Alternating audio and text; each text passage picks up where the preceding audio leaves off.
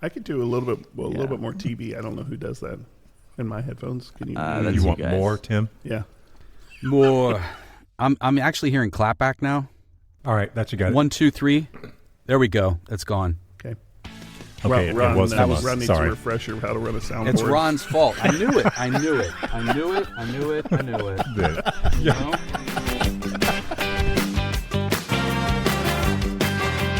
Ladies and gentlemen, welcome to the Natty Cast. And now to your hosts, Tim Barker, Rex Stull, and Ron Thomas.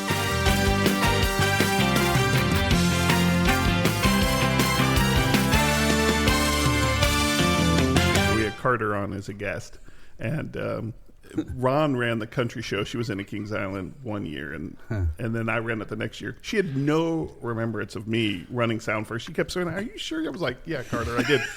But she remembered Ron. Right. And I was like, that's trauma is what that is. Because Ron would be like, yep, mic off. Carter pissed me off today. It was the opening announcement with Kings Island and Delta Airlines are proud to present Deep in the Heart of Country. and I had my finger on the mute button. You have to do things to entertain yourself. Oh, yeah. Boy, the stage manager tried to fire me, and she was unsuccessful. That's right. I can't. I was RF connected interference. I don't know. by, of all people, Mo Gets Rouse. Of course. Her husband, Jack. That was my Kings Island connection. So nobody would dare touch me out there. Of course not. So this guy's Randy Donaldson, our guest here today. We were just talking earlier about, which we'll get into a little bit later, but that he has a connection now with Mo Gets Rouse. So Jack Rouse was a producer at Kings Island. Scott Monning worked for him, and then started Rouse Productions, JRA Associates now. I mean, he's since sold it and left, but it's a huge international company. Mo taught broadcasting for years up at the CCM. It taught me when I was up there. So we were just kind of unfurling all of these connections to Randy when he was mentioning that he had been introduced to her. And I've only I didn't speak to her, but we've only been in touch via email.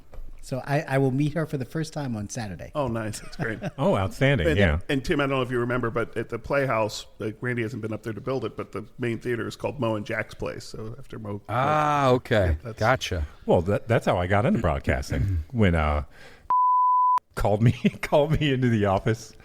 And you're on my list of people that's going nowhere. I've seen no college application. What are you going to do? And I'm going, She did that for you? Oh, yeah. Wow, she did something. That's amazing. Well, I told her, I planned on going to CCM. Which is worse, taking no interest in anybody's life or calling them in to say, you're on my list of going nowhere. Oh, yeah. I would imagine for her it would be worse. Because for me, you know what she said to me? She asked me, so Randy, what is it that you want to do? I'm like, I want to go to school for theater. I want to major in theater in school.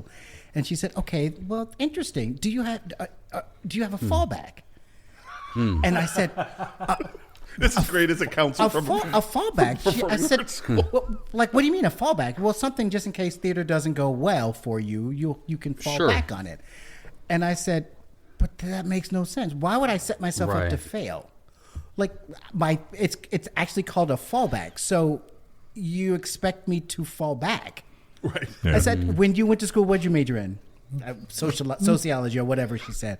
I said, what was your fallback? She said, I didn't have one. I'm like, why do I have to have a fallback? Oh, wow. Because if you have a fallback, the chances are you will fall back. Yeah. Right. So that was my guidance counselor at school. And in full defense, though, we can all agree on this. It is an exceptionally difficult profession to without a doubt enter into. So, my dad was always, is there a plan B? Like what is the, and I just think it's I can't speak for her specifically, but I do feel like it's probably coming from a good place just to say, hey, do you know what you're getting ready to jump into? My question is to you, do you think she said that to Rocky or to Jeff?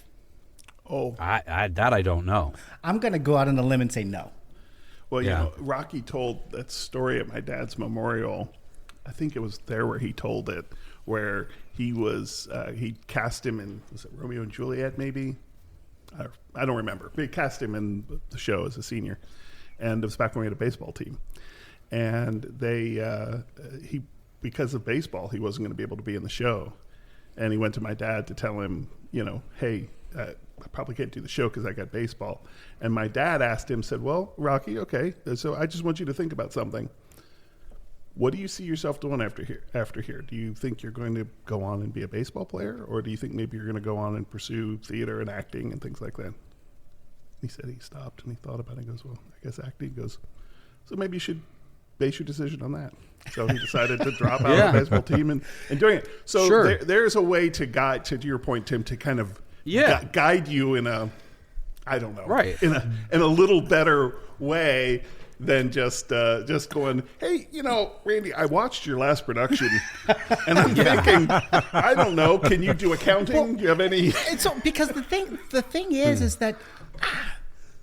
Because, when I was at Performing Arts, I was always in the ensemble. I was a dancer. I mean, I could sing, I could dance, I could act. But, I was, I think I may have been 5 feet tall at the time. Yeah, but Randy, nobody could forget you tumbling across the stage. That is true. I mean, you weren't just in the chorus. I mean, if ever there was, they're all in the chorus, and then all of a sudden, and there's that one guy. Right.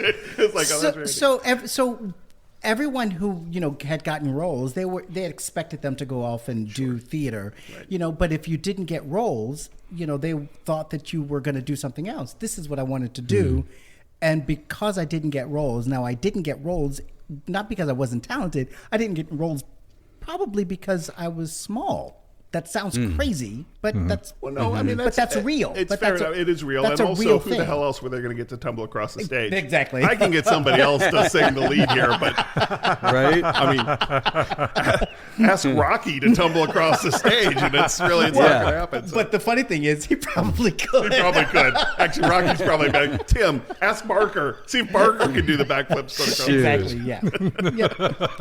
Well, I mean, so let's track this from the beginning. I mean, how did you end up at the Performing Arts School? How did all that happen? So I played sports. I was playing baseball and playing football in my neighborhood. And my older brother, Reg, he went to this performing arts school. I didn't know anything about it. And did he start down there in the fourth? He started there in the fourth grade. He started this. I believe he started at Performing Arts the second year of the school. Okay.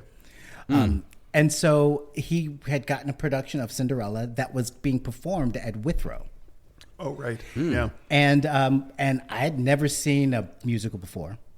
And, I wanted to play baseball. I was going to be Joe Morgan. I was going to play second base for the Cincinnati Reds. That was my dream. And he ended up there just like your parents found it, think? My parents didn't want my brothers and I, they didn't want us to go to the neighborhood school. They wanted us. What part of town did you grow up in? We grew up in Madisonville. In Madisonville. Yeah. So my parents wanted us to go. That's when there were a bunch of alternative schools. We've talked about that some here. Yeah. That what a unique kind of time it was. It was crazy. Montessori schools. There was a Montessori. There Walnut was Hills, the bilingual schools. There was SCCA was started. There was CAPE, which was a Cincinnati physical education school. There was the science. That was Woodward, I believe. Yeah. Yes. Yeah. So there were all these different Cincinnati Academy of Math and Science. Yeah, I remember that now. All of these different alternative schools, and those started out of the laws that came down for desegregation of neighborhood schools. And so a lot of places did the forced busing. Okay, well, we'll just send the black kids from that neighborhood to this. So as opposed to forced busing, that if you find an interest that you might be interested in, and then go to that school. Yeah, they brought people in from the whole city into these specialty schools. Yes. And so that was Cincinnati's, which was unique. Which was very unique. Yeah. And what was great, when we were all at Performing Arts was, what was amazing about Performing Arts was the fact that it was a 50-50, it was black, white, 50-50. The richest kids in the school, the richest kids in Cincinnati and the poorest kids in Cincinnati, all were in, school together. And I would tell people, I think the racial integration was a known thing, but by default, what it does was economic integration. I think the economic integration was it was just as important, if not more important.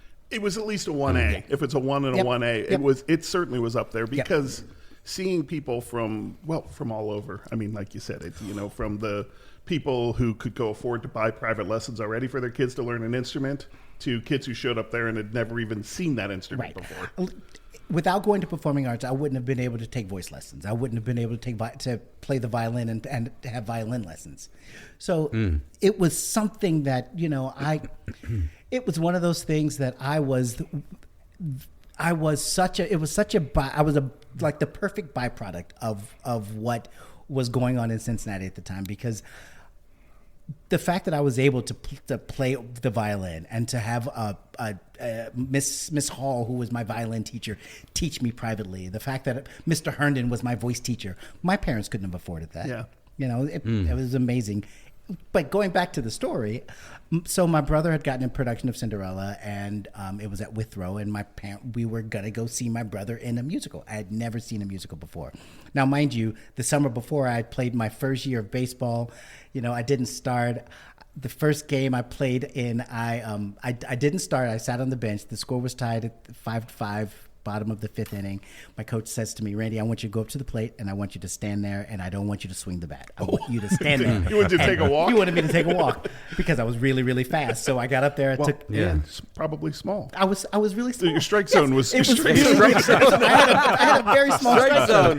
Yeah, right. Crouch over too. We can really get this thing up. I got up to the plate. I squatted. I squatted down. And I walked. I get on first base. So it worked. It worked. Yeah, it worked. I get on first base. I steal second base. I was gonna say, and you're fast. I'm fast. Now you're fast. So I steal second base. The catcher overthrows second base. So I run home. I win the game. It was the best day of my life. Everyone's screaming. I'd never felt any. You've been riding the pine up until I that was point. riding the pine. That is awesome. And so that was me. That was my introduction to baseball. I wanted that feeling. I'm going to do this for the rest of my life. I want to hear that kind of sound. Yes. Fast forward to me seeing my brother. What team was this though? Who was?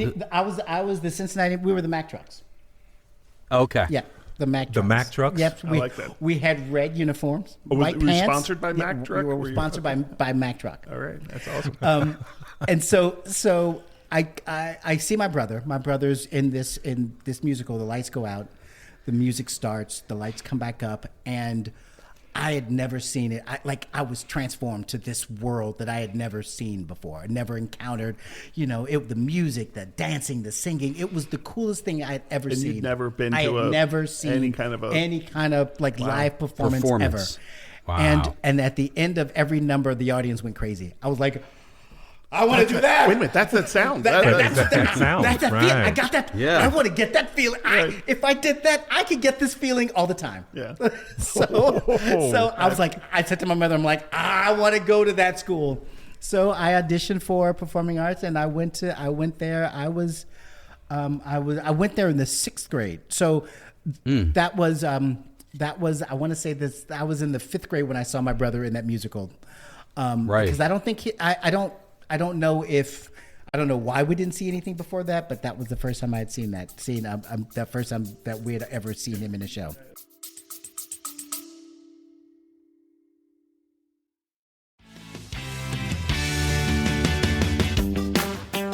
The Natty Cast is supported by Mad Cheese. Mad Cheese is a completely plant-based, dairy-free cheese and charcuterie shop located in Madisonville. The owners, Cincinnati natives Heather and Reggie Donaldson, handcraft over 30 different plant-based cheeses and meats in their commercial production kitchen behind the storefront. You're invited to stop in and sample the wide array of products, book a curated tasting, or sign up for the new subscription box program, which will feature an exclusive new cheese every month with recipes and board-building tutorials. For more, head to Instagram and Facebook at Mad Cheese Cincy or go to www.madcheese.com.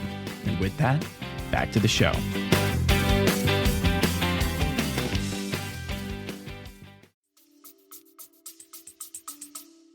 But Randy, what high school did you go to that you transferred from? Well, where were you that going wasn't high to school? That was at Clifton School at that time. Oh, you went to Clifton? I went to Clifton School. Probably with Tim Barker. I went to Clifton. I was at Clifton School from 4th and 5th grade. And you know who was in my class? Sarah Jessica Parker. Oh, wow. Okay. So she went to Clifton? She did. Oh. Okay. Yep. And she left Clifton to go to performing arts, then to go to New York to do Annie. Right. And I think probably you were probably just chasing Tim, right? Because you're probably chasing Randy. I don't know because you couldn't catch me. Yeah, because he was fast. He was fast. Strike zone was small, but very fast on the base. Once you got on the base path, you couldn't catch up with him. What was funny is when I auditioned for performing arts. So I go in to audition, and I'm getting ear training because they wanted to know if I could play an instrument. And they asked me if I wanted if there was an instrument that I was interested in, and I said, "Yeah, I'd like to play." I was envisioning. So I used to get an instrument confused. Don't know why, but I did. I was envisioning the clarinet. Okay. Right. But the word that came out of my mouth was violin. Oh, Wow. That's a big difference in envisioning, man. I said I want to play the violin, thinking that I'm saying that I'm. but you said it with a lot of confidence. Yeah, I said it with a lot of confidence. Right. That I wanted to play the violin, thinking the clarinet, and so Right. I get in. I get into orchestra, and the first day of class, they hand me a violin. I'm like, no, I wanted to. Oh. I said violin. I meant clarinet. Yeah, so I played the violin. They didn't rectify it. Then they're like, Yeah. you're in. You're committed. Switch it up. Yeah, that's how you got in. They needed violin players, and it's like, oh, well, we got Right. one. We got one. Don't let them go. So I played the violin for, I think, 5 years. 5 years. I did.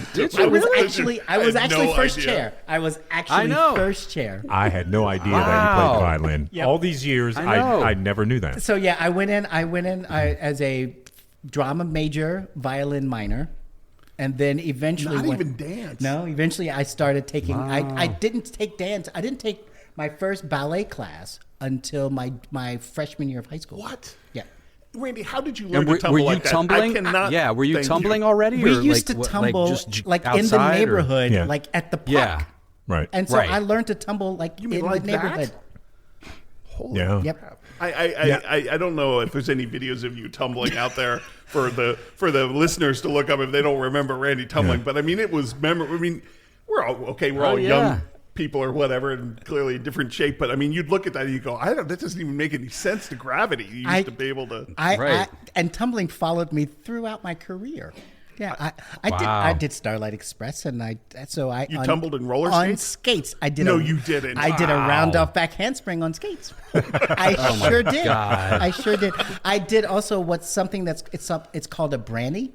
So I would skate from the back of the house up the center 6-foot bowl, and I would do a front flip with a half twist, and I would land on the top of the bowl Oh my god! In skates? in skates.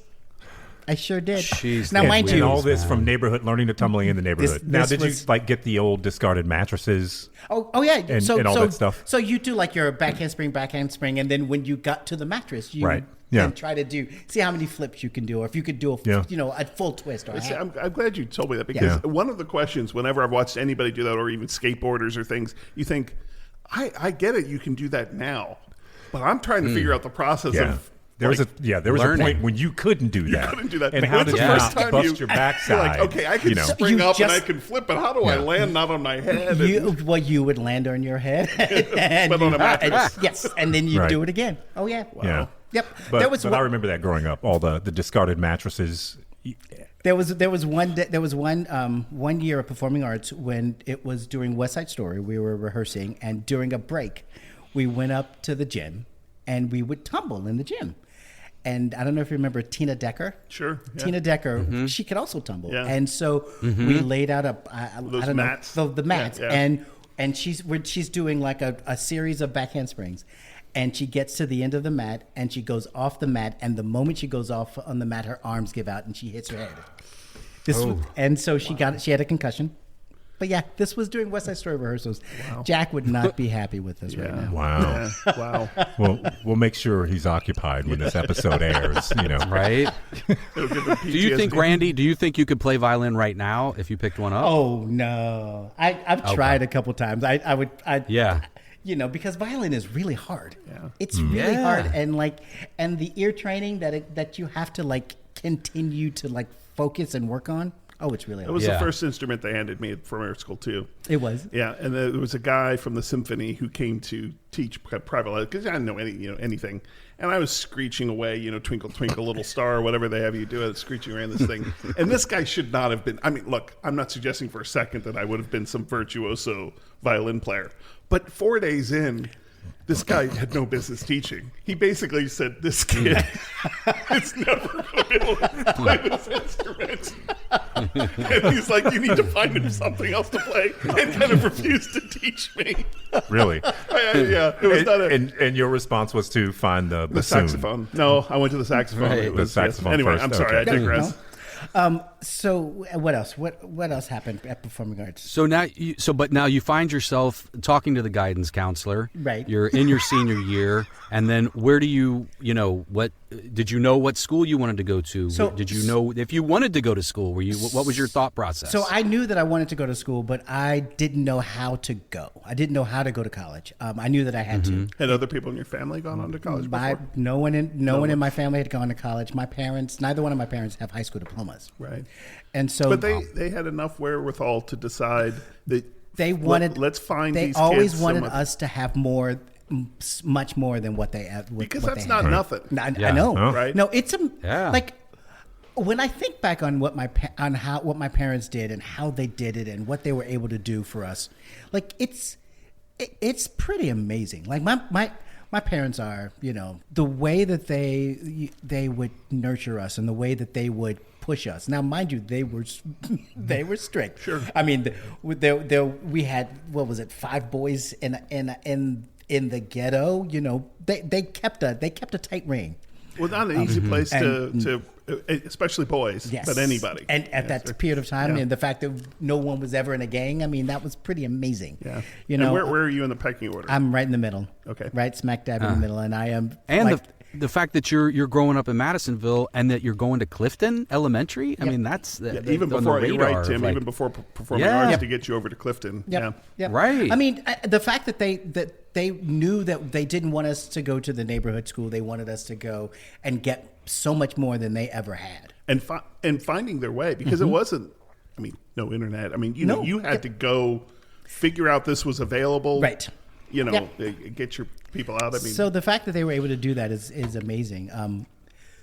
So when I was trying to figure out what to do about school, one day I walked into acting lab, and your dad, Mr. Stahl, came. He said, "Randy, you okay?" He's like, "Yeah, I know that I have to go to school, but I have no idea what to do. I have no idea what to do." And he says, "Come to my class come to my room during your study hall." And so I went into his room, and he sat down with me, and we filled out my college applications. He helped me with my essay, and I got into Oklahoma City University. I got into Ohio State, and I got into Webster. wow, you applied to got into all of it. How did those schools even come on your radar? Like, Well- why those specific schools?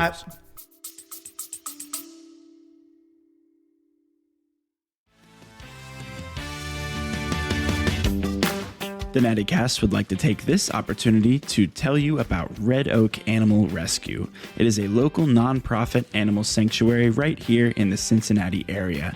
If you're looking for a good way to give back to your community and see some cute animals on your feed all at the same time, please head over to Red Oak Animal Rescue on Instagram or Facebook, or check them out at their website, redoakanimalrescue.com. The best way to support Red Oak Animal Rescue is to check out the Patreon page and sign up for a monthly subscription, or click the link to check out some of their adorable merch. Once again, the Natty Cast is very happy to support Red Oak Animal Rescue, and with that, back to the show.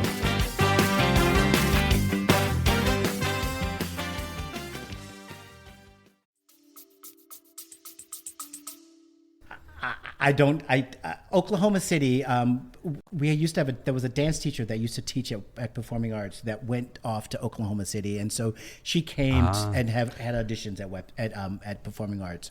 Webster came to Performing Arts to have Right. auditions. 'Cause Gotcha. that path to Webster from SCPA had been opened It already. had been opened already, yeah. And then OSU, do you know? I'm not sure how that happened, if you want to know the truth. I think that... But maybe he was just thinking an in-state I school. think that's... Maybe we can get you I in-state think, somewhere, right? if you I go. think it was something like that. Going for a baseball scholarship at least. If not, he could be on the cheerleading squad during the tumbling. Yeah, Like, exactly. Somebody's got to be at the Listen, top of that pyramid. Listen, Yeah. I could have done... I would have been happy doing that. Now, who was the dance teacher? Do you remember? Yeah, Joe Rowan. So I don't know if you ever saw Performing arts, there was a production of A Midsummer Night's Dream. Oh yeah, I remember it well. And she choreographed that production. That was a beautiful production. Amazing. Yeah, it was amazing, and it was beautiful. You know, it's funny you just said it because the set design and everything was pretty amazing. Yeah, it really was. Was that done in Abigail Cutter, or where was it done? That was at Abigail Cutter. It was back when they used to do dramas. They stopped doing that, but on the main stage they would do these big dramas on the main stage. Yep. So and also the reason I wanted to go to the school that I wanted to go to was Webster, because you know, I knew that Rocky Carroll was there and Ron Boehmer had gone there, and Mary Beth Dolan was there at that time. Rob Greenlee was there, so there were a bunch of people there, and I wanted to go there, and I knew that also they had a very strong acting program, and I wanted to focus on acting. Yeah, because it was more of an acting. Yeah. I mean, you went there too, Tim. Right? Oh yeah. So it was an acting focus. Yes. Yep. Yeah. And you know, like I could have auditioned for CCM, but I didn't want to go to school in state or in the city. Yeah. I wanted to leave Cincinnati because I needed to be on. Venture out. I need to venture out to figure out if I could do it without any training wheels. Yeah. And so the funny thing about Webster, because we already have established you didn't have a backup plan. I didn't. No fallback plan. And I didn't want a fallback plan. That's right. But believe it or not, I should have had a fallback plan considering what I did to get into Webster. So Webster came to audition, and it was their acting teacher that came. So I did my 2 monologues, and they wanted me to record 2 songs and mail them to the school. And so I'm like, absolutely. So they leave and they go, and a week goes by, and I'm like, I don't know what I'm gonna sing, and I gotta record these. I don't even know. I don't know what to do. Which, by the way, today sounds would be a lot easier to record something. I mean, the notion of recording something. You have to go find Rex and Ron and set some sound equipment up. So I got to find someone to play the piano for me. Yeah. Like, you can't just go get a track. So I'm like, I don't know what to do. So I called Webster. And I said, hey, I'm just wondering what's going on. I hadn't heard anything back from you all since my audition. And they're like, what, did you send in your recording? I'm like, yes, I sent that in. A week later, make it till you make it. Fantastic. A week later, I get my acceptance as a musical theater major to Webster University. And you never sang for them. Oh, Randy, that is a fantastic. That is an amazing story. You think they're ever going to give me like an honorary, like a doctorate or master's or anything? Well, they should. I mean, that's some first class acting right there. That is. I mean, I don't know about the music theater side, but the drama side you had down back. You're like, of course I sent it into you. What is wrong with you? Like, I can't. Your mail department must be horrible. By the way, I'm looking for a summer job. Can it be in the mailroom? Yeah, Tim, I never told Byron that story. That's hysterical. That's awesome. All right, so you're at Webster. Now I'm at Webster, and what's so funny about Webster is that when I got there, you know, there was a new musical theater teacher and a new acting teacher, and what was great about Webster was what they would do to particularly performing arts students. They talked a lot about what we used to do was we were really good performers, and they wanted us to stop performing. They wanted us to like strip it down and just talk. Right. And so the great thing about Michael is that Michael, you know,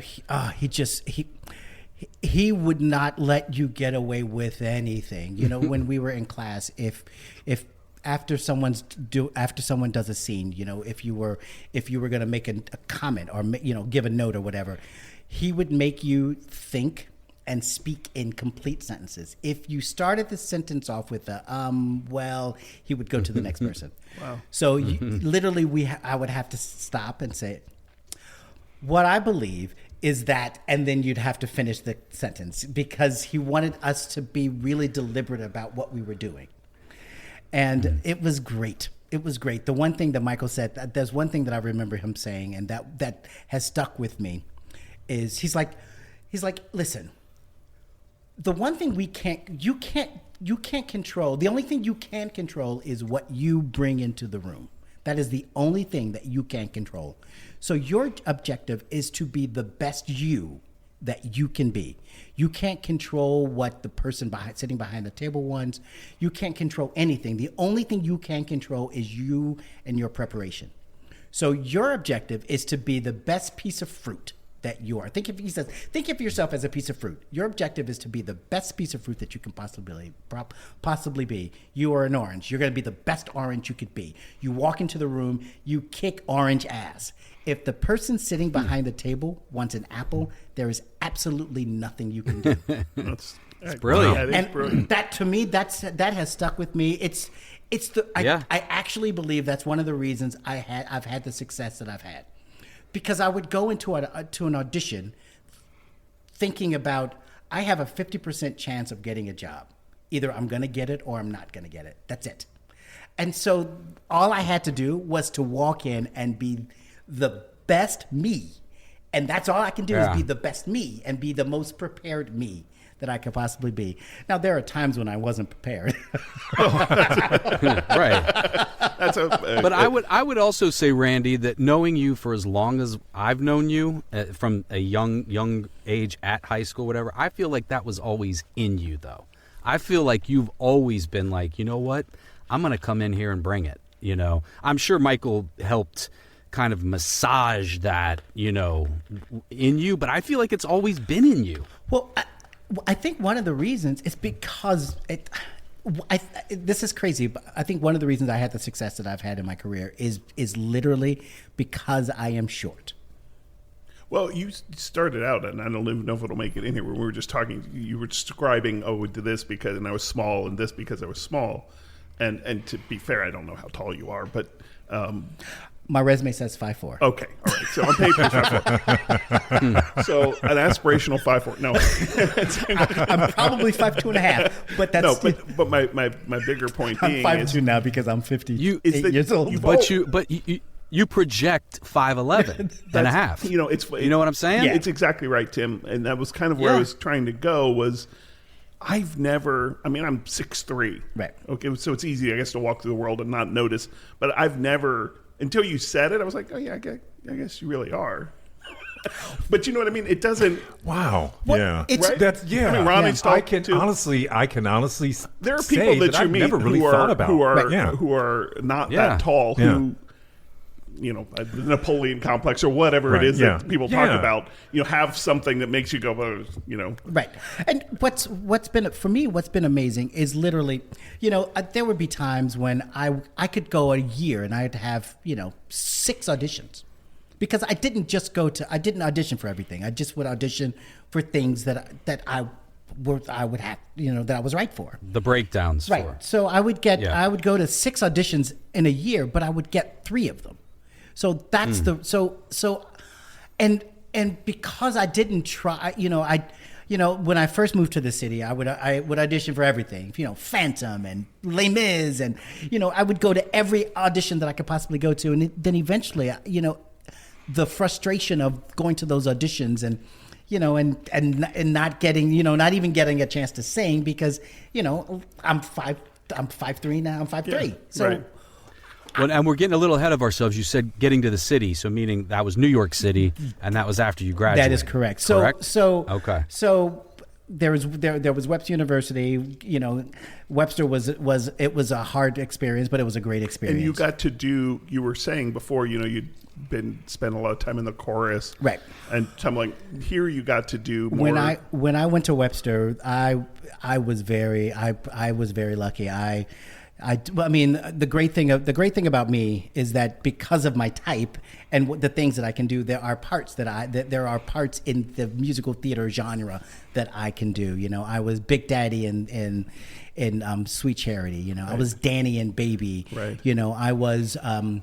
That we did a musical called "Sing for Your Supper," and there were 6 people, and I was, you know, one of the 6, and you know that I won Irene Ryan Award, and then and because of that, I went to the state competition. I didn't win, but I went to the state competition because of that. So there are roles that I was able to do, and so what was great about Webster is that, going from performing arts to Webster. It was hard. What was hard about it for me was, my guidance counselor who said that. But then there were other teachers and friends and things that just knew that I was a hard worker. But because I never got any roles, everyone assumed that was going to just follow me into the world. That's interesting. Yeah.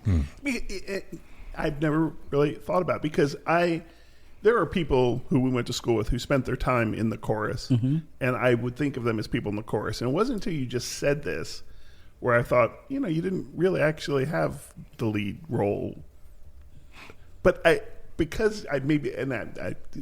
the tumbling. I mean, I don't mean to go back. No, but we always knew you were there. Right.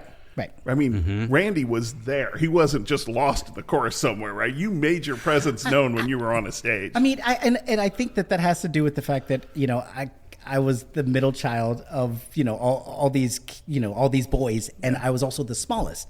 And I was also, I was the middle child and the smallest.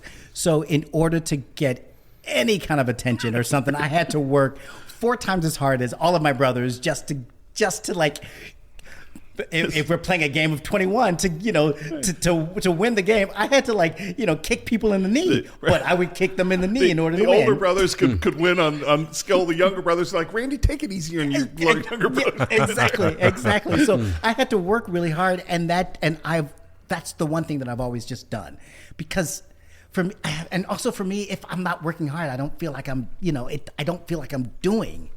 Yeah. So yeah. So here you are now. You've got your BFA in your hip pocket. Yep. And you're what are you eyeing? Is it always been New York? Are you thinking LA? You thinking what is on the horizon at that point? When I was at Webster, the one thing that I always knew that I was going to do was I was going to go to New York and I was going to do Broadway. That's what I wanted to do. And now. Had you ever been to New York? I had gone to New York a couple times. I went to New York right before my freshman year of high school. Of college.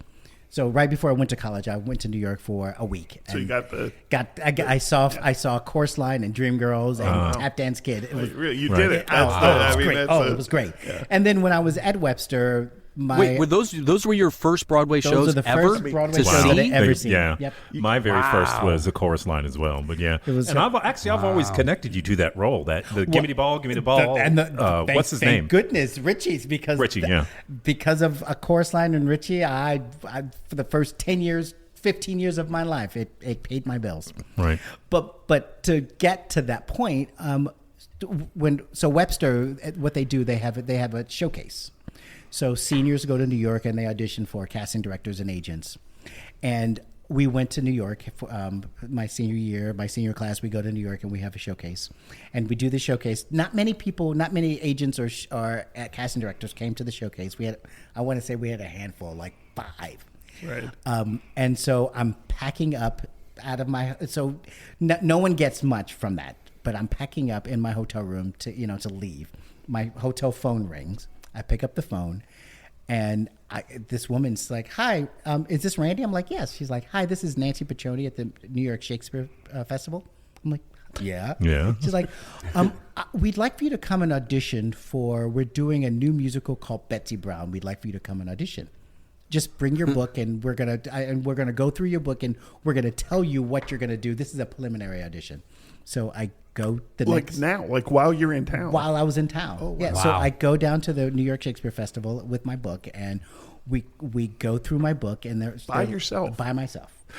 Yeah. And they're like, "You're going to sing these 2 songs tomorrow, and so come back tomorrow. You're going to sing these 2 songs, and these are your sides that you're going to read." So I go and I go to the audition. I sing my 2 songs. I read the sides, and then they thank me, and I leave, and I go back to St. Louis, and I am. Did you feel like I didn't know because I'd never experienced anything nothing like to that. compare I it had to. nothing to compare it to. So I didn't know if I did well. I mean, I know they seemed to really open, like me. or was it just you? It was just me. Just you and It was just small me. group of people. It was me, the casting director, the director, and the music director. That's it. That's it. Was Joe Papp? Was Joe Papp? He wasn't there. No, he wasn't in the room. Okay. Or is it in like a rehearsal studio? It was in their rehearsal studio. Yeah. Okay. And so, so I get back to Webster, and I don't know what's going to happen, and I think I want to say 2 weeks later. No. What happened? That we had Midwest Theater auditions. So these were these big, huge auditions for summer stock theater. Yeah, all around. Yeah. And so we had those auditions. And I had gotten a couple jobs. I'd gotten offered a production of A Chorus Line in St. Louis. I'd gotten offered the role of Pippin in Nebraska. And so when I get back, I have to figure. I'm like, do I take one of these jobs, or do I wait? Do I wait? Yeah. And so I get a phone call from the New York Shakespeare Festival from Nancy Piccioni, and they offer me a role in Betsy Brown. And this is once you're back here in Cincinnati. This was when I was back in St. Louis. St. Louis, yeah. And so and it was going to literally start rehearsals. I was going to graduate on, I want to say, May 27th, and it started rehearsals on Monday after graduation in Florida. Wow. And this was pre-Broadway. And so I'm like, I call all these theaters. I'm like, I can't do that job. I got my I'm going to. Right. Fast forward a month later, and they canceled the show. Because the director, the playwright got into a fight with Joe Papp, and he canceled. Wow. So they canceled the show. And you were in rehearsals. And no, we hadn't started rehearsals yet. Okay. Wow. And so what I have to do, then I'm like, okay, I don't have a job now. So and I told these people, by the way, not only can I not take the job, I'm going to Broadway. So I call up everybody. I call stages they had recast the role, stages they were doing A Chorus Line, but I then called the Nebraska rep who had offered me Pippin. They had cast the role of Pippin, but they didn't cast the role of the leading player. So I'd gotten offered the role of the leading player, and I got my equity card. And so armed with those two things, I was moving to New York. Wow. Okay. Wow. And you went and spent the summer in Nebraska. I spent the summer in Nebraska. I had the greatest time doing the role of the leading player. Lincoln, or where is that? It was in Lincoln, Nebraska. Yeah. Yep. So I had the greatest time doing that. And, and at that time, it was 4 weeks of rehearsal, and then I think like a week of performances or something. So it was 5 weeks of work. But I think at that time, I want to say that I think that I qualified for insurance or something crazy like that. Well, if you got your equity card out of it. So something crazy like that. Well, hell, you're in Nebraska. Yeah, of course. That's insurance. If you were in Omaha, you're in Lincoln. So, but if you... So I go back to Cincinnati, and I decided I'm gonna work and save a little money, and then move to New York in January. And so I go to Cincinnati. Such a fantastic time to move to New York, January. I know, it's just an awesome time. So I say I'm going to Cincinnati to save money and move to New York, but I'm armed with $200 in my pocket and a train ticket to New York City. It's like the beginning of a musical here. I can hear it. I got my diploma. I got my equity. I got $200. So nothing's gonna stop me now.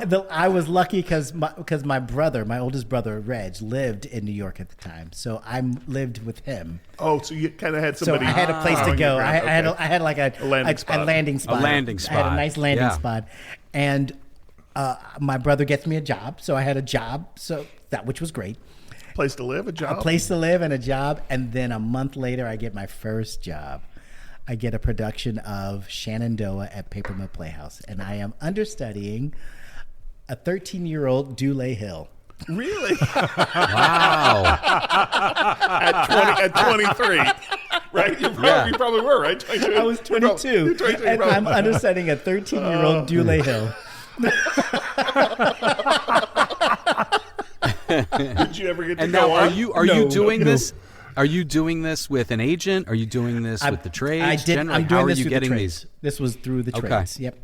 Wow. And while I was in rehearsals for Shenandoah, in the same rehearsal studio, not in the rehearsal like studio, one of the rehearsal rooms, they were having auditions for a national tour. Is that big place down on Broadway where they used to have all the... It was the studio, the rehearsal studio was the Minskoff. Yes, okay, yeah. Right. And so they were having auditions for they were doing a summer tour of A Chorus Line. Yeah, because they did all kinds of things there, right? They were shows in production, they were auditions, they were, And so I see that they're having these auditions, and I'm in rehearsals. So I go up to the... Get out of here! You weren't like, you just saw them. And I saw that they were having auditions, so I went up to the monitor. I said, "I'm in rehearsals right now, and I can't come to the audition. Is there any chance I can speak to the director, because there is not a better Richie than you can find than me." Right. Wow. You're like, I submitted my audition, my songs earlier in the mail. This is unacceptable. Your mailroom is terrible. Right? So as I'm saying this to the monitor, the director walks out the door, and the monitor says, "Well, there's the director. Talk to her." And so I'm like, "Hi, I'm in rehearsals right now, and I can't come to the audition. Is there any possible way of being seen?" And she said, "Come back on Friday at 5:00." So I come back on Friday at 5:00, and the monitor said, "Well, the auditions are done. The callbacks are done. So they're talking right now." So I'm like, "But they told me to." And so they go in and they're talking, and then the guy comes back out and he says, "Okay, change into your dance clothes." And so they brought me in. So at least he acknowledged it. Right. He did tell you to come back at 5. Okay. So they said, "Come in," and so the director put me through it. Just like made me do the opening number by myself. Like they had dinner reservations, and you were screwing things up. So, and so you were the biggest, juiciest orange, Randy. The biggest, juiciest orange, and they loved every section of it. And they squeezed and they juiced every. It. They squeezed every amount of juice out of it. Making mimosas. They were, yeah. And what I subsequently learned is when I went to the bathroom to change, that they had offered me they said he's going to be the understudy. So I got the understudy of Richie. So after Shenandoah closed, I actually went on a national tour of A Chorus Line. Wow. Okay. And when you understudy, do you literally are you performing the chorus and then you? So I was performing in the opening. So you perform in the opening number, and then backstage waiting, singing. You're singing like you're like the sweetener with the other the other understudies. You're kind of the chorus. Yeah. You make the chorus. So but unfortunately, the guy who was playing Richie, he missed probably half of the performances. Oh, so you went so on. I went on all the time. Right. All the time. Oh, so from nice. understudying. From understudying Dule Hill, from all this. Apparently went on every day and never let Randy come on. Wouldn't let me go on. At what point now does it come to where you're like, you're landing the big break? You're like, this is like, for you, what was that? Was it your first Broadway show? Was it the fact that just getting your equity card? Like, to you, what was that first big break? So there are a couple things that happened that prepared me to get my first Broadway show, I should say. So in doing this production of A Chorus Line, the dance captain I became really good friends with. So when I got back to the city, he got me a scholarship at this dance studio. It was the Phil Black Dance Studio, and I became really good friends with Eddie Mecca, the big ragu. Yeah. And so Eddie was married. There's a story that I have to go back now and tell. Oh, so please. when I was while I was I'm sorry, I have to tell this story now. While I was at Webster, I had done a production of A Chorus Line, a summer stock production of A Chorus Line. And this is how you knew that you were meant for this role. This is how you knew it. Okay, that's right. So in doing this summer stock production of A Chorus Line, A Chorus Line was about to hit its 5,000th performance on Broadway. And because they were they wanted to do a big like promotional thing, and so what they did was they had anyone who'd ever done a production of a Chorus Line fill out an application and send it to the public. So I filled out an application and I sent it to the public. And what they did was they separated each application into the character parts, and they placed your character, your application in a hat. And Joe Papp went through and picked one person per character. Right? From the hat? From the hat. Out of a hat. Out of the hat. And Wow. I was the Richie that was picked. And what they did Oh. was Get out. they flew. I mean, that's right there, man. Come Yeah. on. They flew me and a Bang. guest to New York, and what we did was we rehearsed with the cast, and what we did, we walked on stage during What I Did for Love, and then we performed the finale. We performed one. Right. Wow. So I walk onto the stage to rehearse with the cast, and the Is this at the Winter Garden? no, this was at the Schubert. It was at the Schubert. Yeah. So I walk on stage to rehearse with the cast, and the woman playing Val, she said, "Look at you, you're so cute." And her name was Delee Lively Mecca.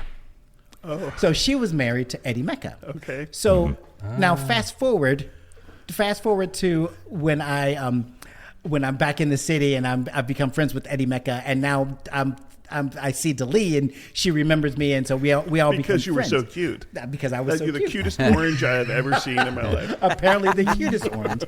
And so we became friends, and there was a production. So Grand Hotel was on Broadway, and it was going to go on tour. Delee was in Grand Hotel, and she said, "You need to audition for Grand Hotel because there is a role that you're perfect for. So I'm going to set up an audition for you." I was moving at the time, so I moved, and the next day. Is this like 1990? This was 89, this was 1990. Yeah, this was 1990. 1990. Because I was in New York and I built the sound racks for Grand Hotel, which is the only reason I know that. It's the second time this has now happened here. I'm like, oh yeah, I remember that. Yeah. So she set up an audition for me for Grand Hotel, and I go in, and what happened was I moved, and in the move I lost my book. I lost my audition book. So it was my book with all my audition songs. I lost it. So I had to come up with. So I had this audition. So I had Completely to come up. gone. Gone, disappeared, couldn't find it. So I had to come up with a couple songs to sing for this audition, and so I find something that I think I could sing. And then you found sheet music or And something? Because you have to take the music in. So right? it was. So I had a book. It was Yeah, a book that sure. I had, and it was the song that I had sung before, but I hadn't worked on it in a while. Yeah. And so I go in for this audition, and I'm not prepared because I lose my book. And what I should have done is canceled the audition, and I didn't. And so I go in, and I'm not prepared, and You're a shriveled orange. I am. Apparently, that day they wanted a grape, and yeah. Wow. and Yeah. I literally shit the bed, so to speak, Yeah. and so they would not see me again. That bad. The cast, Yeah. like it was that bad. They wouldn't see me again. Wow. There was an open call for the national tour, and I went to the open call for the national tour of a chorus line of Grand Hotel, and I literally got the role that I was originally auditioning for at that open call. But the only reason why I got it is because I went to the open call because they wouldn't see me They again. wouldn't see you again. Yeah. They But would you not. were prepared for Wow. that. But this time I was prepared, Wow. and I got Yeah. it. So That had to feel good. That was a story that told me something. I was like, okay, so it's about being prepared. It is about being prepared. Yeah. So now fast forward to I opened the backstage up. Although to be clear, you've gotten into Webster and you've gotten into this thing of a chorus line Yes. without ever auditioning. right. I'm just saying. right. So And having your name pulled from a hat.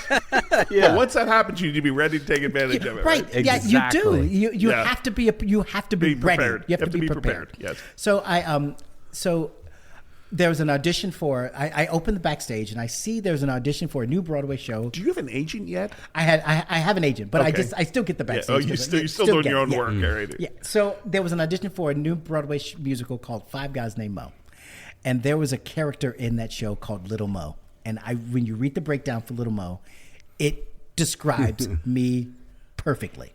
And then you read the breakdown for Eat Mo, and it describes Jeff Sams perfectly. Yeah. I picked up the phone. I said, Jeff, you have to audition for Five Guys Named Mo. You're gonna get this Broadway show. So he auditions in Chicago, I believe, and then he gets a call back and he comes to New York. I audition, I get a call back. So Jeff is in town, and we go to the callback for Five Guys Named Mo.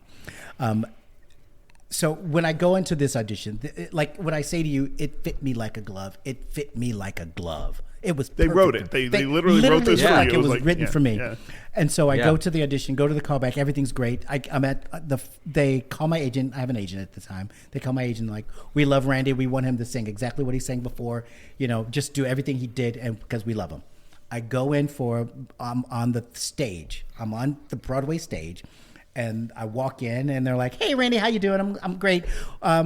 So what do you have? What do you have to sing?" And I say, "I'm singing these two songs." And they're like, "Oh, do you have something else?" And I'm like, and I just start to panic, right. And I'm so flustered. And then they're like, "Don't worry about it. Sing one of the songs you were going to sing, but start here in the middle of the song." And so I go to start, and I can't really start there, and I'm just so they've thrown you. They've thrown me. And then I don't get it, but of course Jeff gets it, and because Jeff gets it, I'm always like at the stage door. I go to the closing night party, and I see the director at the closing night party, and the director says to me, he's like, "You do understand that this job was yours that you lost." Ooh. Damn. He said. There were 6 principals. That's the show was 6 principals, and when you got flustered, we did not believe that you could be responsible for this is a multi-million-dollar business that you would be a principal on, and we didn't think you could do it. If you get a curveball, then it's going to throw you. We did not think you could do it, and at that moment, I'm like, you know what? It's. You can be prepared, but you have to really don't walk in with you. You have to walk into the room. Everything that you have with you, you have to master it. It has to be. You have to own. You have to bring all you of have it to bring in, not all just the of 2 it. songs. Not just the 2 songs that you're Yeah. focused on. You have to bring everything, and you have to own it and know it. I'm glad you told me that you weren't in that show because I did see Jeff in it. Yeah. So I was a little concerned. I'm like, damn. Yeah. Because there's only 6 people. It's a small cast. I'm like, Right. I didn't see Randy in that show. So My when favorite, I remember vividly, because the show didn't get reviewed very well. right. So Frank Rich at the time was the theater critic for the He New York could be Times. brutal. And He could be brutal. I mean, it was a scathing review. Scathing. So, because they used to go through the audience and they had drinks. Remember, they had the open bar and people could drink. It was kind of supposed to be a party. It was kind of that style thing, which they'd never really done before. But somewhere in the article, after just ripping this whole concept to pieces, Frank Rich wrote "bottoms up" like as an insult on the marquee. It said "Frank Rich bottoms up," and I was like, "That is awesome." Because I read that review and I used to walk past it. I was living in Hell's Kitchen at the time. I'd walk past it almost every day. I'm like, "That is so fantastic." I've never forgotten it. So what's funny about what's so funny about that, like that lesson, that followed me because, being who I am, like having this kind of opportunity, it doesn't come that often. Yeah. So when it comes, you have to be prepared for it. And I was open the backstage another time, and I see an audition for a production of Annie, Get Your Gun, and I see that it is directed by Graciela Danielle, and it's starring Bernadette Peters. And so I'm thinking, okay, I just auditioned and I had a callback and a final callback for Graciela. I didn't get it, but she likes me. Right. Yep. And, Bernadette Peters is short. Graciela Danielle is going to cast this she's going to cast this not with a bunch of white people. It's going to be a multiracial. Right. So I think I have a shot at this. Right. And I go in and I'm like, okay, this is going to be my show. And How long is this from the top from the Five Guys? It is what happened. That's probably Couple years? That's probably like 3 years. Now, in the meantime, like Okay. in the interim, I'd done like Starlight Express in Vegas, and then I did another national tour of a chorus line, and so I was still working. I was working, Yeah. but there was a moment when I decided that I didn't want to do.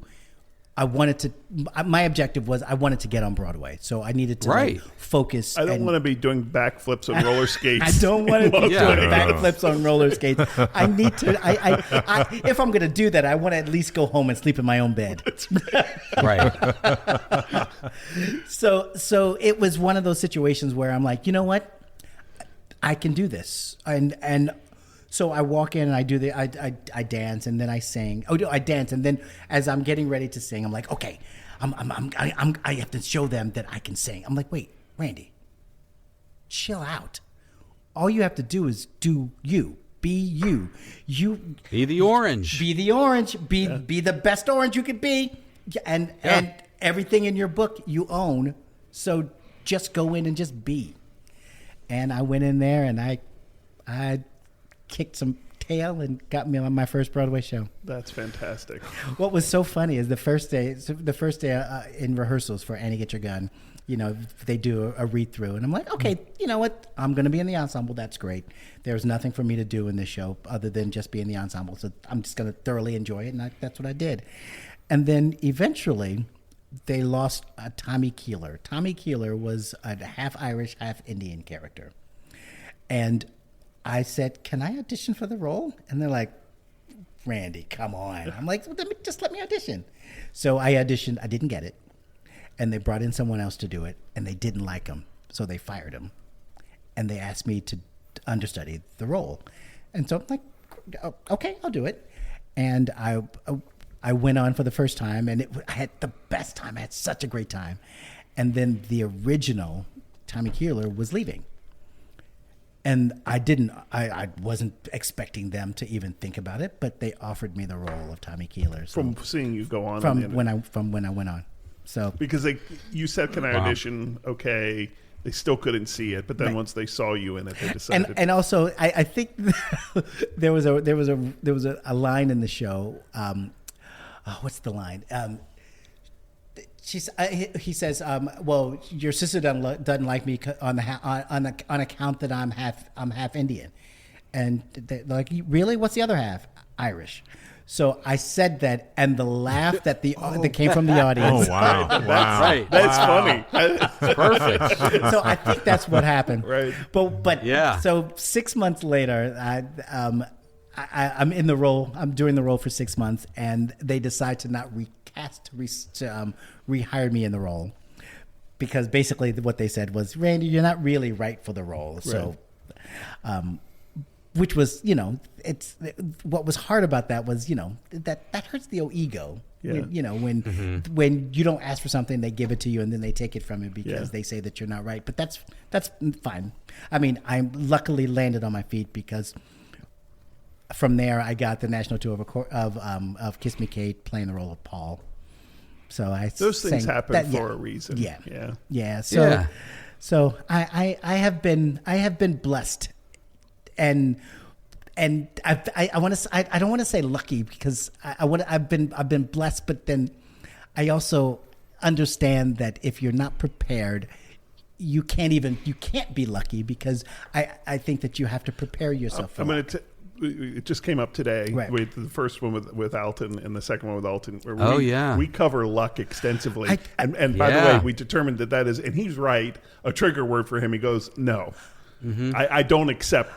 I don't believe that people are lucky. Yeah, are there people that can go and buy a lottery ticket and luck and win a lottery? That's luck. Yes, that's luck. But sure.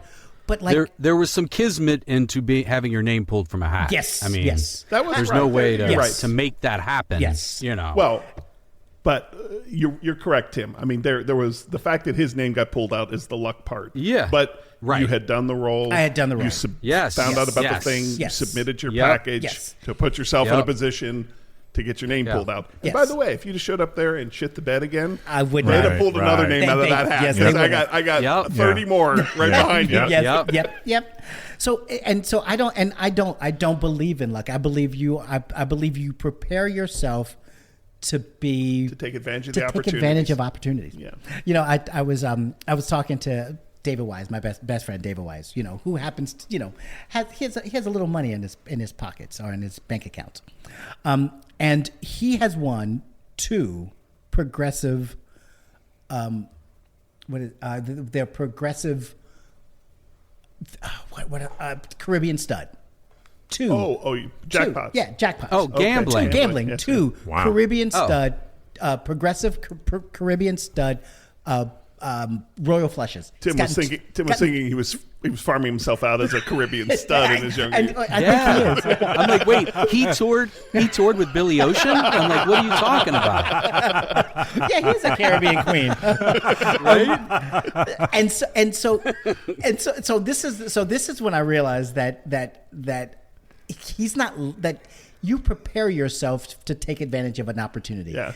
Because and the only reason why he's able to win those progressive, you know, royal flushes is because of how he bets. Like, I could bet as often as David does. But because I can't bet in the way that he does, I can't prepare myself to take advantage of that. If you don't know what you're doing, Is he doing this at the Hard Rock? This one, He did this at the Hard Rock? I think he won one here in Cincinnati and one in Indiana. Okay. Wow. All right. Tim's going to check him in because Tim's a big fan of the Hard Rock Casino down there. Yeah, man. I'm going to have to belly up to the craps table with old Mr. Wise.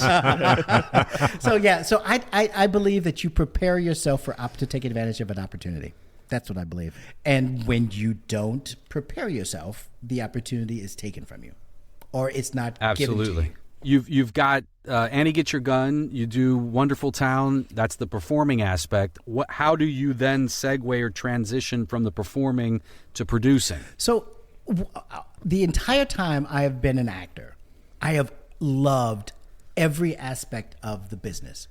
I would sit and hang out in the props shop.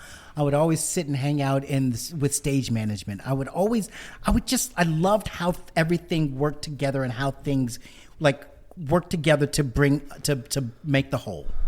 I was always fascinated by it. And I would come up with these crazy these crazy marketing ideas. When I was in Wonderful Town, I went and asked everyone in the cast this one question.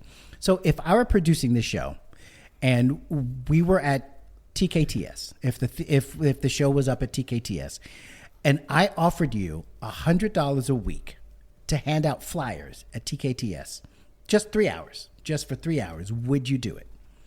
And everyone in the cast said no, and I couldn't understand that. And so to promote the show you're in. To promote the show that you're in. I'm not going to pay you some money. Yes, but you're promoting the show that you're in. And so my thinking was, okay, your show is at TKTS, so it needs help. Right, it's already at a discount. It's already a discount, so you need some help. You need the audience. You need an audience. So why wouldn't you want to keep butts and seats to keep your show open so you can keep getting a paycheck?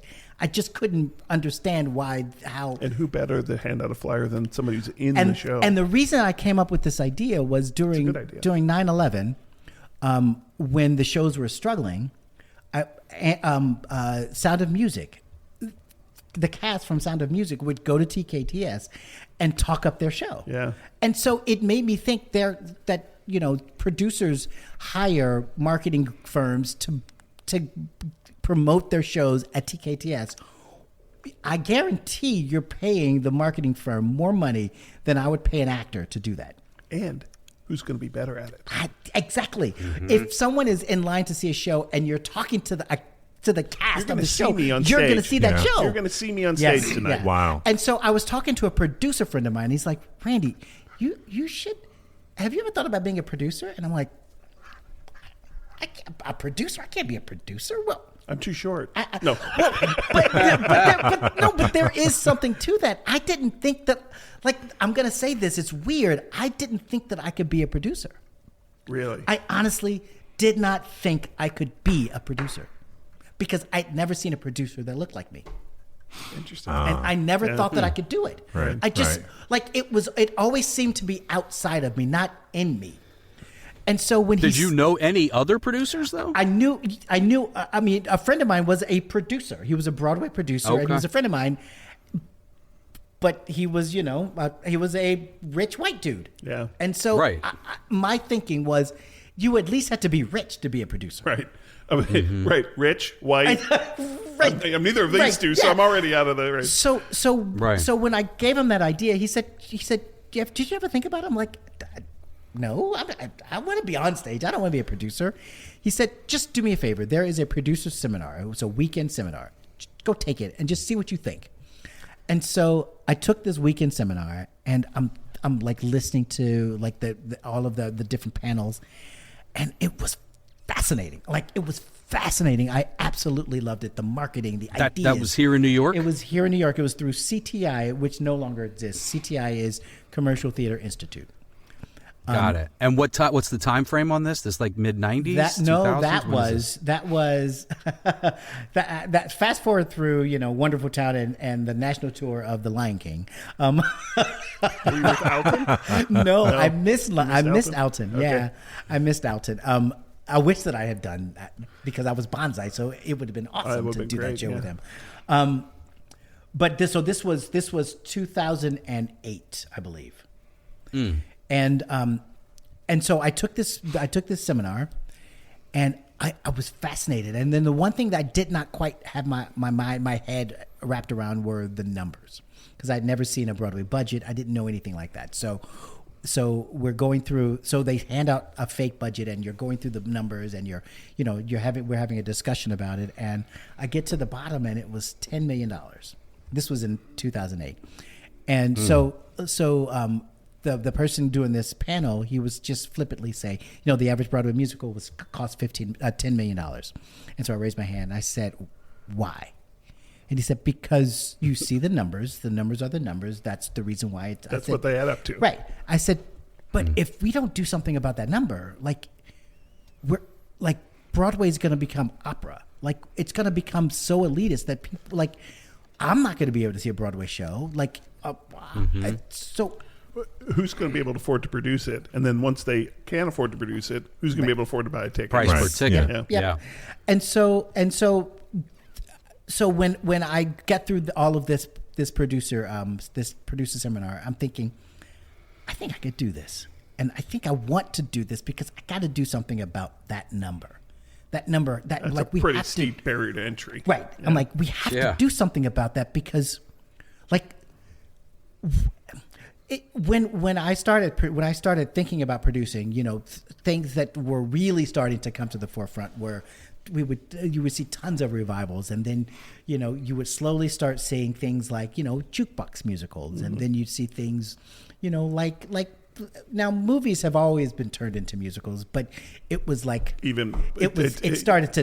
one thing if Singing in the Rain or whatever, I mean those things, but yeah. So the creative new musicals were nobody's going to take any risks. They were having trouble taking risks, and that's what you're talking about. Right. It's like Hollywood. Yeah, the price exactly, Tim. I mean, it's the sequel mentality. Yeah. It's the $10 million is, by the way, a risk. You spotted it immediately. You're like, I don't know anything about budgets, but that is a huge number. Yeah. So if somebody's going to plunk down $10 million on clearly not a sure thing, right? Are you going to take a big swing?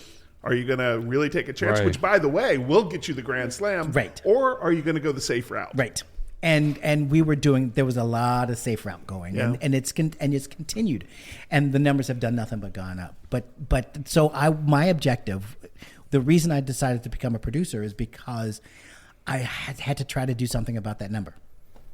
Yeah. And so I jumped on this producer who told me about this seminar. He was producing the Pee Wee Herman show, the Pee Wee Herman show that was on Broadway, which was talk about taking a big swing. That's a big swing. No, okay, yeah, I guess it's a TV show that could turn in, but that's not the same thing at all. That's a pretty hefty. So I had just gotten off the Lion King tour, and so he asked me, he's like, Randy, I want you to jump on as a producer. I'm like, okay, what do you need me to do? as a producer. He's like, I need you to raise $250,000. I said, what stage was the production in now? it was a script it had happened in L.A. Okay. It was coming to New York. It had a theater. It was starring Paul Rubens. So it was set. It was in So, motion. Yeah, It was okay. Yeah. So basically, all I was doing was raising money for him. Right. So now, was the TV show still going on? Or? it wasn't going on. At So the the time. TV show, but it was pre-bathroom incident. It was yes. Okay. Yes. And so I'm like, you want me to raise you $250,000? You must be high. Who do you think I am? Yeah, like I don't.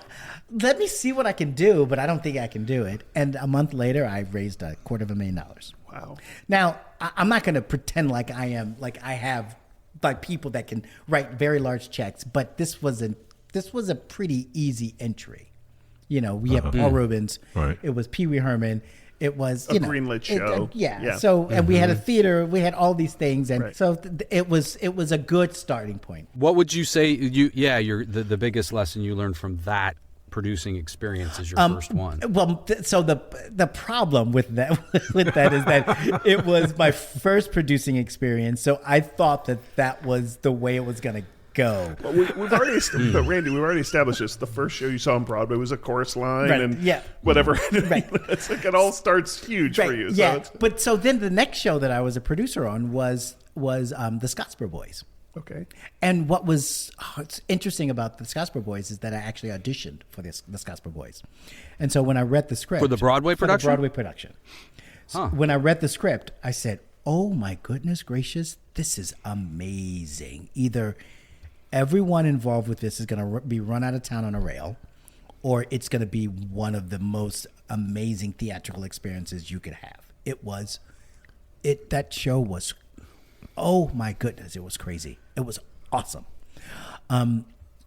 So when On the page, you're talking about on the page. when I read the script Yeah. on the page, it was something. And it something straight play or was it a musical? musical. It was a musical. Okay. Now, as a producer, did you pick yourself? Well, so how do you get from I'm stepping forward and auditioning Yeah. or whatever? I mean, how do you get from there to Yeah. now I'm going to produce this thing? Well, so I had auditioned for it. And I didn't get it, Right. right? And then it was sent to me to become a producer on. So when you start raising money on a show, apparently your name goes into some hat somewhere, and they're like, that dude guy- can raise that some guy, money. I gave him it was a Right. joke. It was a bar bet. Hey, tell Randy to be producer. Tell him, I don't know, $250,000. Tell him to raise $250,000 in a month and send him on his way. And so the fact that I had already just had done that, Yeah. was one thing. But then this show was a black show, and there weren't many black sure. producers at the But time. You so already Gotcha. said that. Okay. How many people look like me rolling Right. in here? Yeah. So when I was asked to do it, I'm like, well, I love the show, so that's a given. It's directed. yep. It's directed and choreographed by Susan Stroman. Check. It's a Kander Mm-hmm. Neb musical. Check. I mean, wow, this seems to me like a no-brainer. And so I set out to raise money for that. Now I raised. I want to say I think I raised like $165,000 on that. I still got my name above the title, but it was not easy. It was not easy. Well, because that's a different. Right. Now you're bringing it up. And then so What was the budget on that show? Was that a $10 million no, budget that was a show? $4 million musical. Okay. Yeah, and which was pretty amazing because, I mean, the Weislers. It was a Weisler produced musical. So the great thing about that is that they know how to keep a budget nice. They knew how to chase that extra Yeah. 60% out of the budget. They Yeah. did. And but what I learned on that is when you decide to produce something, you have to go all in. And I'm not saying that the Weislers weren't all in. But there was a situation on the show. When we opened on Broadway, the show was being protested by the Freedom Party, and it was this party. It's some party they started. They literally Started it to protest your they show. literally cut their teeth on the Scottsboro Boys because what they were protesting was a minstrel show on Broadway, and they hadn't seen the show, and so because they hadn't seen the show. They were screaming about a minstrel show on Broadway, and screaming about a minstrel show on Broadway. And so after we had opened, we had a marketing meeting all the producers, and they're talking about what should we do about the Freedom Party and their protesting. And I raised my hand. I said, what I think we should do is we need to embarrass them into stopping their protest. Because we're trying to get them to see the show. They won't see the show because if they saw the show, they wouldn't have a leg to stand on with the protest. Right. So I said, what we should do is we should call the Daily Show, and we should get the black correspondent to come down and interview them. And they should go to each individual and each person and say, hey, so at this point of the show, when Haywood said this, what did you think about that? And they were like, I actually didn't see the show. Oh, I'm going to go to someone who saw it. So and go through and embarrass them to stop them from protesting. And in the meantime, you're going to get some publicity because you're going to be on the Daily Show. Right. They're like, we can't do that. That's we can't embarrass this group. And I'm like, so wait a minute. So you're just going to let them hang out there? Hang on a second. That idea was shot down. Yeah. Wow. And so what that made me realize is that if you're going to produce a show, you can't be afraid of it. You can't be afraid to roll up your sleeves and take off the gloves and do everything that you need to do in order to produce your show. Right. And protect it and fight for it. Wow. Yeah. Man. And Scottsboro's Boys was nominated for a Tony. It was nominated for 9. Yeah. Yeah. The only reason why the Scottsboro Boys wasn't successful was because we opened on Halloween. That is the only reason. I am 100% convinced if we would have opened in February or March, we would have won 4 Tonys. We would have won probably Best Actor. We would have won at least Best Score. We would have won she would have won she probably would have won Best Directing. Wow. Yeah. We would have. Now, for those listening at home, what is the difference between a show having a Tony nomination and a show winning a Tony as a producer? As a producer, you can scream and shout that you're an award winner. You then can take your show on tour. It's the touring, and when you're able to tour. But you can still take a Tony nominated show on tour. You can, but a Tony winner, there's just so much more cachet. More to the bottom line. More to the bottom line, yeah. Yeah, it's a built-in. There's just a built-in credibility to it. I've talked here about, I toured with True, which was a one-man show, and they didn't make money on Broadway. It was a one-man show. Right. Did not make money on Broadway. He won the Tony for Best Actor, and and they knew it was going to run for a year on Broadway. Right. Ran for a year. The whole idea was get the show on the road. Yep. And armed with him, rave reviews, sold out houses for a year. Yep. Couldn't make money on Broadway. Yep. Even with all of that. Won the Tony, put it on the road, and then they all made their money. Yep. Recouped. Yeah. Oh, wow. I mean, just made all the money. Yep. We did Then 3 some. tours of it. Wow, that's crazy. So what that made me realize is that you have to do any and everything you can do, everything you can possibly do to produce your show. And in my world, I think you have to do any and everything you could possibly do to produce your show as inexpensively as possible. Right now I'm developing a musical Marion, and it's being produced by a nonprofit. Our objective is to get this thing prepared for Broadway with no debt. We want to do everything in our power to produce it through partnerships, through foundations, through grants, through donations, to get this musical produced. So we are ready. When we're ready to go to commercial, there is no debt on the show. But I think also when you're doing something new, not a revival, not a this, not a that, and you're doing something new, it's work. You have to write it, then you have to stage it, and then you have to come back and go, and this rewrite worked, it. This plays, this doesn't.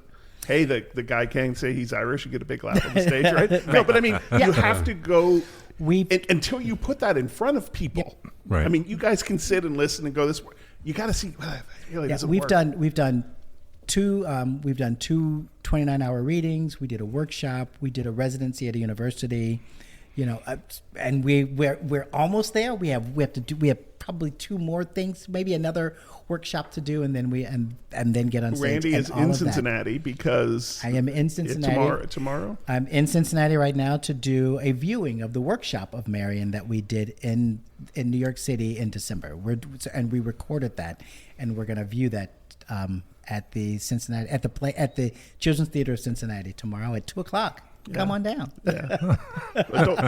This will be out after that, so it's okay. Yeah. So you're not going to end up with a. Sorry. Well, but we will certainly be there. Yeah, we're going to definitely. We've already RSVP'd, et cetera, et cetera. So tell us a little bit about the story. So the story is about Marion Anderson. So Marion, for those of you who don't know who Marion Anderson is, she was the first Black principal to sing at the Met, to sing at the Metropolitan Opera. She in 1939 she sang at the steps of the Lincoln Memorial in front of 75,000 people, and the audience was completely integrated. So in what year was that? 1939. That was in Washington D.C. when Washington D.C. was still segregated. Wow. Yeah. She was supposed to perform at the. I didn't even realize it was that early. So I knew that story, but the year 1939 sticks out to me because I actually thought it was later than, which still would be remarkable, but I didn't realize it was 39. Yeah, she was supposed to perform at the Constitution Hall, but Constitution Hall was run by the Daughters of the American Revolution. That'd be a problem. And they did not allow Black people to perform at Constitution Hall.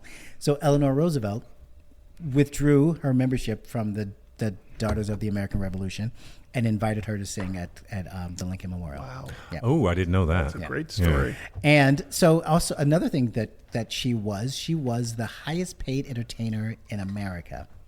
She was making $250,000 a year. Wow. In the 30s. Wow. Yeah. Well, she definitely could have invested in the show. Right? I need to give her a call and see if she can. Yeah, right. That's basically all Randy's call is. I believe that her name came up when we had Angela Powell on, who's now up at Howard. Yep. And Howard, and but we had her. She was talking about kind of inspirations. Being a Black opera singer is it's a road that started early, but it's been a road that's been a difficult path. Yeah, and it's because one, like me, not seeing myself, as a producer, that you see very few. So if you can see it, you can be it, and that's been one of the things. Like one of the things that I want to make sure, I want people to see me because I want to make sure that there's hopefully another little Randy, out there that believes that they can do this. Think about the beginning of the story where, I don't know, 5th grade Randy goes to see his brother in a show and had never been to a show and never seen anything like it. Yep. And that sets you on this journey. Yep. So getting young people in a room to experience what that is, how powerful that is, and most importantly, hopefully, to see themselves on that stage. Which is right there the most important thing, to see themselves on that stage. It's one thing to be moved by that, but then if you look up there and go, but none of those people are me, right? That's a different story than you saw your brother was on that stage. Yep. And it's we're talking about Cinderella. It's not like we're talking about The Wiz. We're talking about Cinderella. I was moved by Cinderella by the lights and the sound, and it's the beauty of theater. It's the beauty of this art. I've told that story many times. My first musical on Broadway was A Chorus Line, right? And I'd always thought those finale costumes, were gold lame, right? And it wasn't until I was sitting in the audience in the Schubert, right? And the finale where they dance down the aisle, I look over. And I had one seat on the aisle from TKTS, by the way. Right. And I look over, and the costumes were actually silver. Yep. And I realized it was the lighting that, in every promotional piece I'd ever seen, looked gold, and it was the lighting that did that. And then right then and there, I thought, okay, this is what I'm going to do. It's amazing how think about like how I don't want to say lucky, but how blessed we are. Yeah. To get the experiences that we had at such a young age. Right. Yeah. I mean, I talk about all the time how we would walk through the doors at CPA. You know, you have the richest kids in America, in Cincinnati, and the poorest kids in America, in Cincinnati. Probably Right. both, And actually. Yeah. That's walk, right. Yeah. But you walk through that door, Yeah. and everyone was on the same footing. plane. Right. Yeah. Everyone Yeah. was on the Yeah. same plane. It was about what you can do. Talent. Yeah. Talent. Yes. And, you know, I mean, I walked in there in different circumstances. You know, my father having worked there, and obviously I'd been exposed to the arts from a young age. We were never discouraged from doing that. We were encouraged to do it. But even so, when you walk through that door, yeah, I know you're Mr. Stahl's son, but what are you doing? Yeah. Exactly. Dot, dot, Yeah, exactly. dot. Right. Yeah. I mean, it's, Exactly. you know, Yep. I mean, throw me up on that stage and say, okay, Randy, you tumbled down. Rex, you go tumble. Be like, yeah, I got to go to the back of the sound booth or something, right? And you say to me, Randy, go to the sound booth and mix them. That's right. What? But that's just it, right? I Right. mean, you know, Yep. it came Folks down found their lane. They found their Yeah, lane. exactly. Yep. Exactly. You know? So it's and I will tell you that this producing thing that I have found, it's hard. Oh man, it is hard. It is hard. But the feeling that I get when I the first time I saw the Scottsboro Boys, I was so afraid. I was like sitting in the audience. I was nervous, and what I was nervous about was, am I gonna be aching to be on the stage? Am I going to ache to be on the stage, or I wasn't sure. Right. And the lights came up, and I had no desire to be on the stage. I knew that I was in the right place, and I was so proud that I was one of the reasons the show was able to happen. From that moment, I'm like, oh, this is where I'm supposed to do. When you go back in the beginning there talking about how you were always fascinated by all the pieces that make this go together. And being in a producing chair is a great place to be where, hey, I can find the most talented people to do this and to do that and to work on this. You know, to be in that position to raise up these talented people in whatever their chosen craft is it's a nice feeling. It really is, and it's so funny because I was listening to, like, because I love to listen to sports, and there was a sports talk show, and they were talking about Bill Parcells. He would say it's not how good the individuals are, but the best team always wins. Yeah. Coming up with the best team, and for me as a producer, that's been the most exciting thing, because for all my life awesome. I've always put people together. I've always done that. I've always, you know, I have two friends, you know, they got married and, you know, they have 5 kids. You know, I've always been able to find and put people and match people with projects, or match people with people, and I absolutely positively love doing that. Yeah. And there's another part that's to a that perfect- too. I mean, you can find the right people, but it's also inspiring. It's also motivating. It's also making sure they have the tools that they need to do, you know, to perform those tasks. Yeah, yeah. So I'm going to hand this over to Tim because This is a great segue. yeah, we always have these couple So I questions. ask we like every to guest. Yeah. Okay. And I think I know the answer. I think taking away Joe Morgan's jersey. Okay.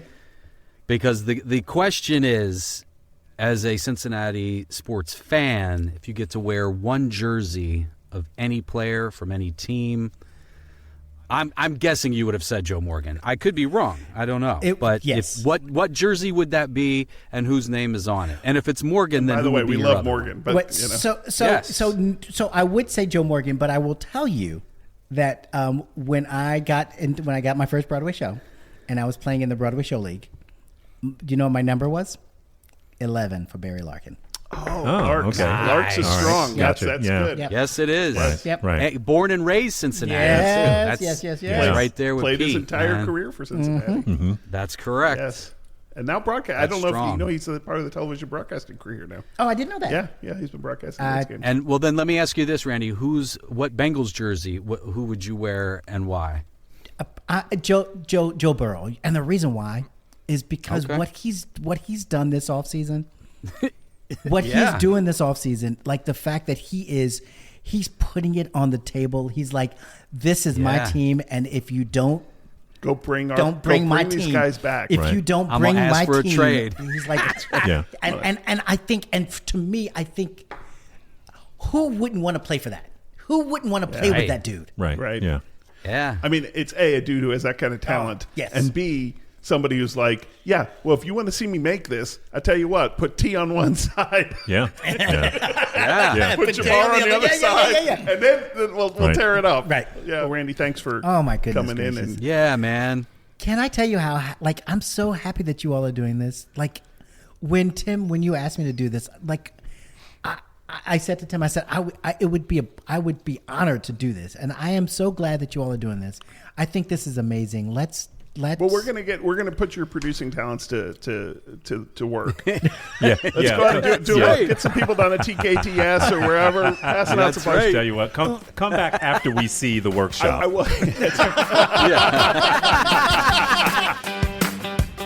The NattyCast is proudly brought to you by Pago Lago Productions. The show is hosted by Tim Barker, Rex Stull, and Ron Thomas.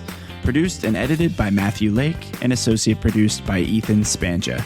Special thanks to Sadie Kern at Pop Gun Flow for the graphics and to Brando Triantafilu for the original theme song.